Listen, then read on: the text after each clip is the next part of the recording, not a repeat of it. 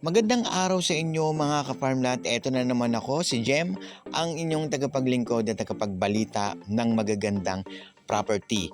Mga ka-farmland, itong property na ipapakita ko sa inyo ay siguradong magugustuhan po ninyo. Ayan, nakikita po ninyo na merong bahay, then marami po ditong tanim na nyog. Then meron din po itong kalsada na mga ka-farmland, at flat na flat ang area po na ito. At para naman po sa mga bago namin viewers, huwag niyo po sanang kalimutan mag-subscribe at pindutin na rin ang notification bell para lagi po kayong updated sa mga latest videos po namin. Ito po mga ka-farmland, ito po yung sinasabi ko sa inyo na kalsada at ang property po na ito ay flat. Sa mga nag-iibig po ng ganitong environment, ang gustong property, tamang-tama po sa inyo ito mga ka-farmland.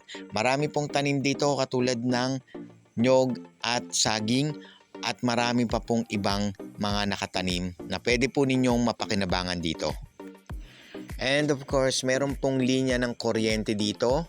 Malakas din po ang ating signal pagdating sa data. May source din naman po dito ng tubig. Mamaya ipapakita ko po sa inyo sa last part po ng video. Kaya huwag niyo po sanang skip para makita po ninyo yung sinasabi kong source ng tubig dito.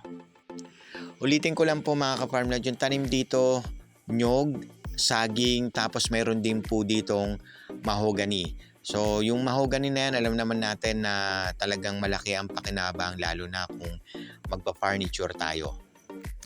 Meron ding overlooking mountain view sa area po na ito mga ka-farmland. So, pwede kayo magtayo dito ng inyong bahay bakasyunan. At talagang nakaka-relax po dito mga ka-farmland. Bukod sa sariwa po ang hangin, napakatahimik din po ng lugar. Ito po yung sinasabi ko sa inyo mga ka-farmland na pwede po ninyong gawing source ng tubig. Pwede kayong maglagay lang dyan ng motor or water pump.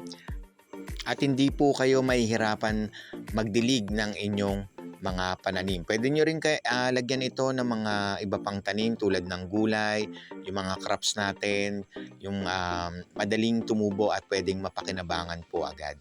So, ayan po. Ang total area naman ito mga ka-farmland, 1.7 hectares sa halagang 1.8 million pesos. So, ito, matatagpuan ito sa San Narciso, Quezon. Ano pang inaantay ninyo? Tumawag lamang po kayo sa mga numerong naka-flash dyan sa inyong mga screen at mag-set po tayo ng tripping. Maraming salamat sa inyo mga ka-farmland. Once again, ito po si Jem, ang inyong tagapaglingkod at tagapagbalita ng magagandang property.